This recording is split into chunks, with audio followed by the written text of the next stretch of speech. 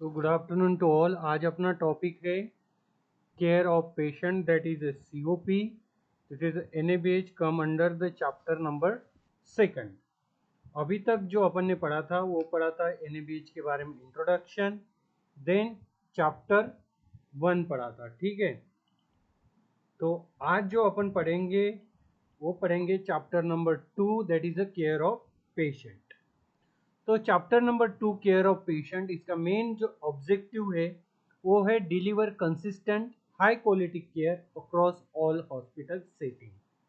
मतलब कि अपना जो पेशेंट हॉस्पिटल है, हॉस्पिटल में सभी पेशेंट को हाई क्वालिटी केयर आपको प्रोवाइड करना है। ठीक है, then standardize care protocol and manage high risk patient with extra attention। And उसके लिए क्या करना है, अपन को एक स्टैंडर्डाइज प्रोटोकॉल बनाना है। जैसे कि कोई हाई रिस्क वाले पेशेंट्स हैं उनको एक्स्ट्रा अटेंशन पेशेंट को देना है। देन उसके की एलिमेंट्स क्या है, तो इमरजेंसी एंड नर्सिंग केयर। इस चैप्टर में जो आज पढ़ेंगे वो पढ़ेंगे इमरजेंसी एंड नर्सिंग केयर। इसमें क्या है, तो स्टैंडर्डाइज, एक अपन को स्टैंडर्डाइज इमरजेंसी रिस्पॉन्स सिस्टम, जैसे कि कोई भी कोड होता है वो कोड्स, या कोई emergency response, then RRT team हो गया, then nursing protocol to ensure consistence and effective care. Then high risk patient management भी इसमें पढ़ेंगे। तो उसमें क्या है, तो गिव स्पेशल अटेंशन जो हाई रिस्क ग्रुप के जो पेशेंट्स होते हैं, जिसमें कि ऑब्स्टेट्रिक एंड पीडियाट्रिक पेशेंट्स। हाँ, इसमें क्या है ना, स्पेशल अटेंशन अपन को देना है। किस लिए, तो सेफ्टी एंड वेल बीइंग के लिए।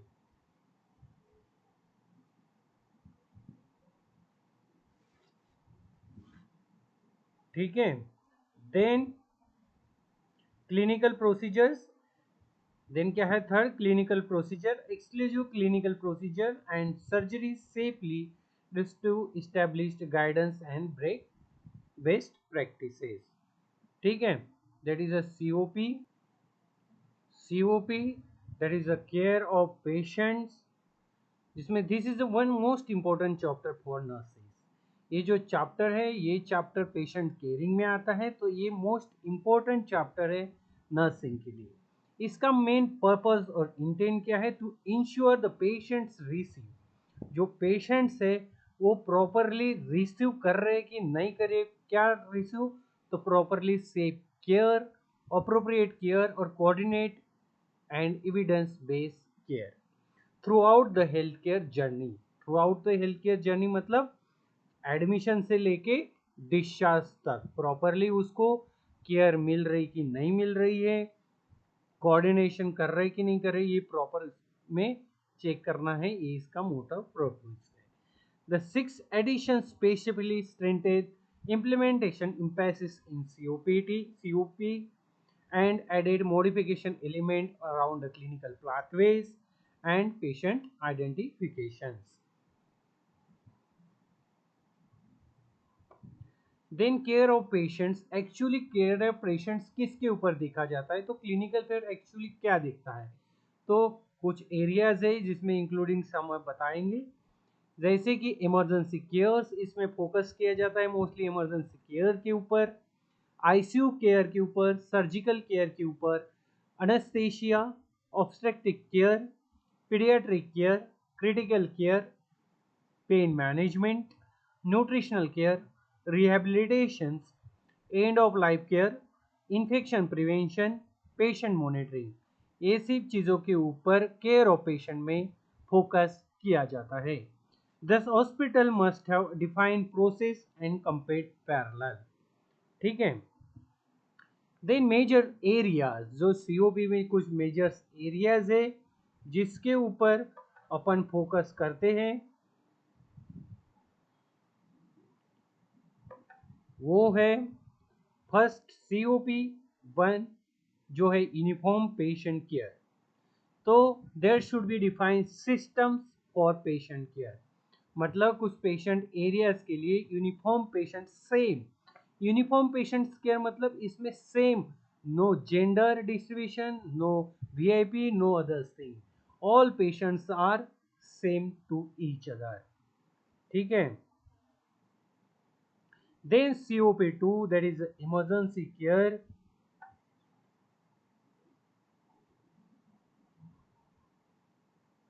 In emergency care, emergency services should have appropriate systems.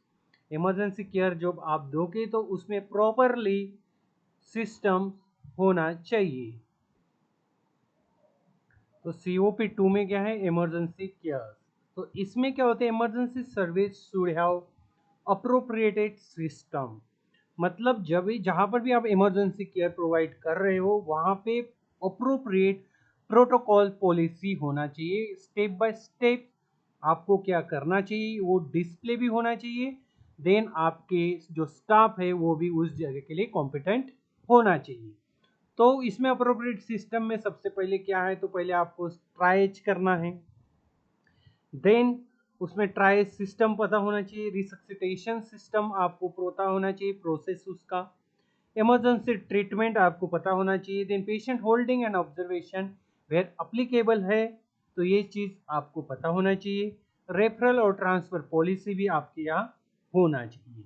The six edition specially clarified the emergency service areas such as triage, resuscitation, treatment and patient holding area। तो particular hospital जो tertiary care है, secondary care है, इसमें holding area policy, observation policies आपके hospital में होना अनिवार्य है। Then COP3 that is a critical care, ICU patients required जैसे कि continuous monitoring, then appropriate staffing, जो भी स्टाफ है, वेंटिलेटर है तो 1:1, अदरवाइज 1:2 रेशियो आपको स्टाफ का भी मेंटेन करना है।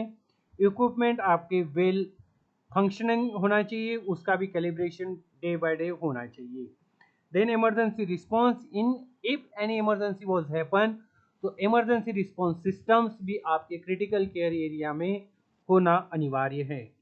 देन डॉक्यूमेंटेशन भी आपके प्रॉपर हो, इन्फेक्शन प्रिवेंशन रेट भी आपका आईसीयू का कम हो, वहाँ पे आपको proper 5 movements of hand hygiene 7 steps and आपकी जो केयर बंडल्स है वो भी आपको आईसीयू सेटिंग्स में फॉलो करना है।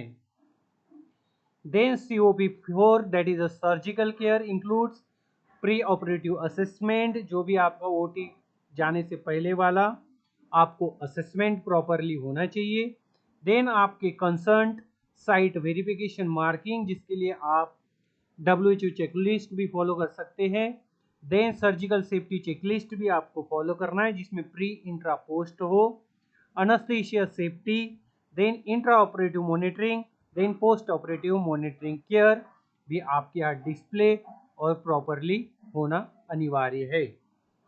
Then COP5 that is anesthesia, appropriate assessment, monitoring and recovery is a process, ये भी प्रॉपरली आपके यहाँ होना चाहिए, अनेस्थीसिया ट्रॉली भी अप टू डेट होना चाहिए।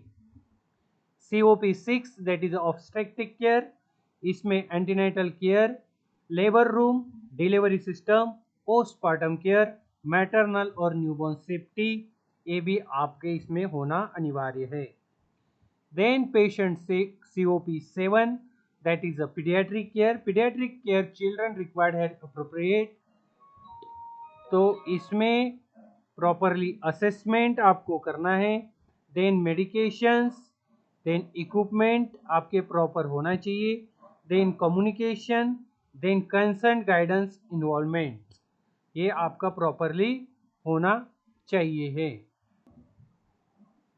देन COP7 है पीडियाट्रिक केयर, जिसमें कि पीडियाट्रिक रिक्वायर्ड एज अप्रोप्रिएट के अकॉर्डिंग उसका assessment, medication process, equipment, communications इन कंसर्न गाइडेंस इन्वॉल्वमेंट आपके पीडियाट्रिक डिपार्टमेंट में होना अनिवार्य है या होना चाहिए है।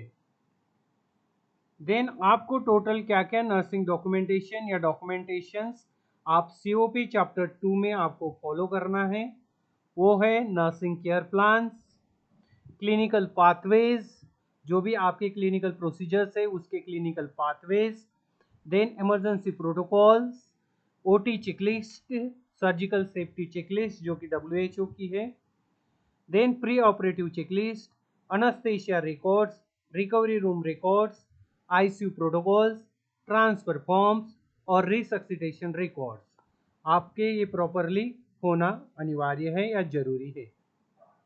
देन असेसर आपके ऑडिट के टाइम पे का क्वेश्चन पूछ सकते हैं। तो क्वेश्चन वर्ड है what are the two identifiers, तो आप have to identifier approval hospital. Then what is time out, time out क्या है, तो the final team verification before the procedure incision to confirm the correct patient procedure and sites and address relevant safety concern. Then what will we do if surgical consent is missing? Surgical concern miss हो गया तो आप क्या करोगे, तो stop elect according to hospital policy and ensure require authorization is completed before proceeding. Thank you so much, यही था आज का अपना topic.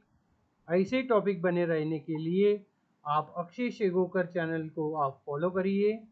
Next chapter next video में कल अपन पढ़ेंगे। Thank you so much.